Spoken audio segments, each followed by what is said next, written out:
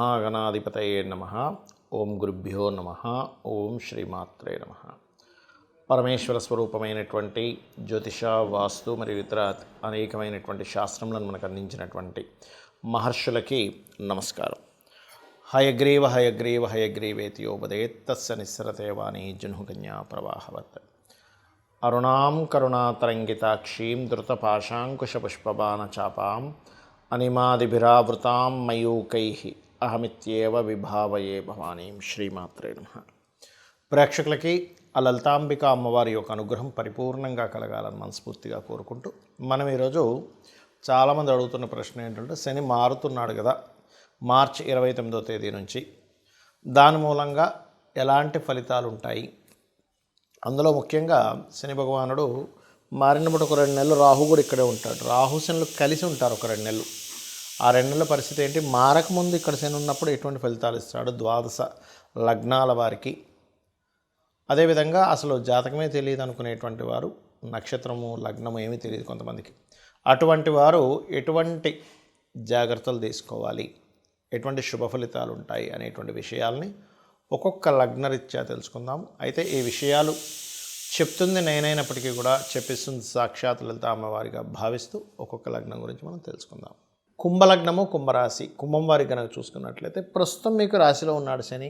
దీనివల్ల ఏమవుతుంటుందంటే వేడి చేయడం, కొంతమందికి చూడండి పింపుల్స్ రావడము, హీట్ పెరగడము, అండ్ అలాగే కొంతమందికి వర్క్ స్ట్రెస్ పెరగడము, ఇట్లాంటివి కాస్త ఎక్కువగా ఉంటూ ఉంటాయి. ఎవరికి? కుంభం వారికి. మరి 29వ తేదీ 3 నెలలు 2025 నుంచి ఇది కొంత మూమెంట్ ముందుకు కదులుతుంది. ఎప్పుడైతే ముందుకు కదులుతుందో ఇది ఇచ్చే రిజల్ట్ ఏమిటి అంటే, ఫస్ట్ రిలాక్స్ అండ్ కొంత ఫ్రీ అవుతారు. లగ్నం నుంచి ఎప్పుడైతే శని ముందుకు వెళ్ళాడో, ఇంతకాలం మనం అంటే వీళ్ళకి ఏదో తల మీద ఏదో ఒక భారం బరువు మోస్తున్నటువంటి ఉన్నది కాస్త పక్కకి పెట్టుకున్నట్టుగా ఉంటుంది శని ముందుకు ఎప్పుడైతే వెళ్ళాడో. మరి ఇది ఇచ్చే రిజల్ట్ ఏమిటి? సంతానం కోసం ఎప్పటి నుంచో ప్రయత్నం చేస్తున్న మీకు ఆ యొక్క ప్రయత్నం ఖచ్చితంగా ఫలిస్తుంది. Point number 1. రెండవది, కొత్త ఫ్రెండ్స్ పరిచయాలు అవ్వడం, లేనట్లయితే క్రియేటివ్ ఫీల్డ్స్లో మీరు ఏదైతే ఒక కొత్తగా క్రియేట్ చేద్దాం అనుకుంటుంటారో అటువంటి వాటికి యోగించడం. లాంగ్ టర్మ్ షేర్స్ ఉంటాయి. ఏదో డైలీ ట్రేడ్ గురించి నేను చెప్పట్లే, లాంగ్ టర్మ్ షేర్స్ మీకు అవగాహన ఉంటాయి. అది కూడా మీ జన్మజాతకంలో లాంగ్ టర్మ్ షేర్ మార్కెట్ తెలిసి, మీ జన్మజాతకం లాంగ్ టర్మ్ షేర్స్ మూలంగా ధనయోగం ఉంటే కనుక ఈ 2లో శని కొంతవరకు యోగిస్తాడు మీకు. అంటే లాంగ్ టర్మ్ మూలంగా ధనం రావాలి కాబట్టి. అలాగే ఇక్కడ కళా సంబంధించిన విషయాలు, కళా సంబంధించిన విద్యలు కూడా నేర్చుకోవడానికి యోగిస్తాడు 2వ స్థానంలో శని. ఇక మీరు చేయవలసినటువంటి దేవతా ఆరాధన ఏమిటి, ఎటువంటి ఇవి మీకు కలుగుతాయి? ఇక్కడ ఇంకొక విషయం అండి, అన్నదమ్ములు, అక్క చెల్లెలు, సిబ్లింగ్స్తో మాట్లాడేటప్పుడు, అదేవిధంగా సిబ్లింగ్స్తో ఏదైనా అగ్రిమెంట్స్ రాసుకునేటప్పుడు, సిబ్లింగ్స్తో కలిసి ఏదైనా ఒక ఇవి స్టార్ట్ చేసేటప్పుడు మాత్రం చాలా జాగ్రత్తగా ఉండాలి. ఇక మీరు చేయవలసిన దేవతారాధన విష్ణు సహస్రనామాలు వినడము, పఠనము లేదా శ్రవణము చేయండి. అన్ని విధాలా మీకు బాగుంటుంది. కొంతమందికి లగ్నము కానీ నక్షత్రము కానీ రాశి కానీ ఏమీ తెలియదు. తెలిస్తే కనీసం ఏలినాటి శని నడుస్తుందా, అర్ధాష్టమ శని నడుస్తుందా, అష్టమ శని నడుస్తుందా అని ఒక క్లారిటీ ఉంటుంది. అయితే మీకు ఒక విషయం గుర్తుపెట్టుకోవాలి, అందరూ కూడా శని అనగానే అదేదో మన మీద ఆయన కక్ష కట్టి ఇబ్బంది పెడుతున్నాడు అనుకుంటే పూర్తిగా రాంగ్. మీ కర్మే. నవగ్రహాలు కూడా రవి దగ్గర నుంచి 9 కూడా, అందులో 2 ఛాయాగ్రహాలు కూడా మీ యొక్క కర్మే ఆ రూపంలో వస్తుంది. మన కర్మ ఆ రూపంలో ఉందని మనం ఫస్ట్ అర్థం చేసుకోవాలి. రెండవది, ఈ కర్మ దాటలేమా అంటే ఖచ్చితంగా దాటగలం. ఎప్పుడు? శని అంటేనే కర్మకారకుడు, కృషికారకుడు, శ్రమకారకుడు అంటారు. శ్రమ ఎంత మనం చేస్తే శని భగవానుడు అంత ఆనందిస్తాడు. ఇంట్లో పడుకుంటే మాత్రం ఆయన ప్రభావం చాలా ఎక్కువగా ఉంటుంది. గుర్తుపెట్టుకోండి. శుభ్రంగా నేను ఏ పని చేయను, నాకు ఈజీ మనీ రావాలి, ఇలా ప్యాక్ ఆడితే నాకు డబ్బులు రావాలి, ఇలా ఇంకో దేంట్లోనో బెట్టింగ్స్ ఆడితే నాకు డబ్బులు రావాలి అని అనుకున్నారా, శని మొత్తం రోడ్డు మీదకి లాగుతాడు. గుర్తుపెట్టుకోండి. ఖచ్చితంగా రోడ్డు మీదకి లాగేటువంటి గ్రహం ఏదైనా ఉంది అంటే శని భగవానుడు. ఏది? ఈజీ మనీ రావాలనుకుంటే ప్యాకెట్లు ఆడుకోవడం, రమ్మీలు చూస్తుంటాం మనం ఇవాళ రేపు ఫోన్స్లో, రమ్మీ ఆడడం, లేకపోతే ఏదో గుర్రం పందాలకి వెళ్ళిపోవడం, లేకపోతే ఇంకోటి ఏదో పందాలు. అంటే వాళ్ళు తెలివితేటలు ఏమి పెట్టకుండా, ఏ పని చేయకుండా ఇంట్లో కూర్చొని నాకు డబ్బులు రావాలి, లేకపోతే గోవా వెళ్ళిపోయి ఇట్లాంటివి చేసే వాళ్ళకి శని ఎక్కడా సహకరించడు. మీరు అనొచ్చు మరి ఏమండి మరి కొంతమందికి వస్తుంటాయి కదంటే పూర్వజన్మల్లో విపరీతమైన పుణ్యకర్మలు ఏవో చేసి ఉంటారు వాళ్ళు, అందుకే వాళ్ళకి ఒక్కోసారి లాటరీలో డబ్బులు రావడము, ఏ నిధి దొరకడమో ఇట్లాంటివన్నీ జరుగుతూ ఉంటాయి. అయితే శనికున్న గొప్ప క్వాలిటీ ఏంటంటే కృషి చేశారా ఆయన ఎక్కడా మిస్ అవ్వనివ్వడండి డబ్బులు ఇవ్వడం, నథింగ్, సమస్య లేదు.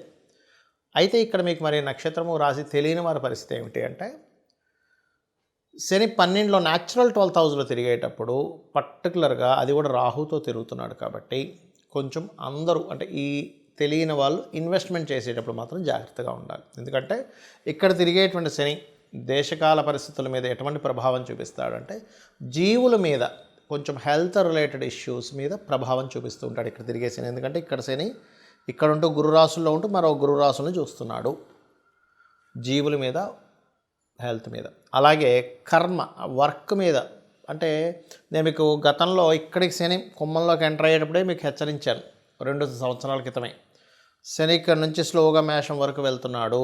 అందరూ కూడా వాళ్ళ ఉద్యోగాలతో పాటు వాళ్ళు సొంతంగా ఏం చేయగలరు, వాళ్ళకి ఏం టాలెంట్ ఉంది, ప్రతి ఒక్కరిలో ఒక గొప్ప టాలెంట్ దాగి ఉంటుంది. వాళ్ళ టాలెంట్ ఏంటో గుర్తించి దాన్ని సైడ్గా పెట్టుకొని దాని ద్వారా కూడా సైడ్ ఎంతో కొంత మనీ ఎర్న్ చేసుకునేటువంటి దీంట్లోకి జనాలందరూ వెళ్ళవలసినటువంటి పరిస్థితి రాబోతుంది. అలా వెళ్ళాలి, ఇప్పటి నుంచే మీరు సెట్ చేసుకోవాలని. అందుకని ఏంటి శనిలోకి ఎప్పుడైతే ఎంటర్ అయ్యాడో మళ్ళీ ఇంకొంచెం దాని యొక్క ప్రభావం పెంచుతూ ఉంటుంది. పెద్ద పెద్ద దేశాల్లో కొంత ఆర్థిక మాన్యాలు రావడం, కొన్ని వర్క్ చేసేటువంటి విధానాల్లో చాలా మార్పులు రావడం, కొన్ని ధర్మ విరుద్ధమైనటువంటి కొన్ని పరిస్థితులు రావడం, రాజ్య సంబంధించినటువంటి విషయాల్లో, రాజకీయ నాయక సంబంధించినటువంటి విషయాలు అనేకమైనటువంటి మార్పులు జరగడం, ఇవన్నీ కూడా జరుగుతూ ఉంటాయి స్లోగా శని యొక్క సంచారం ఎప్పుడైతే మారుతూ వస్తూ ఉందో.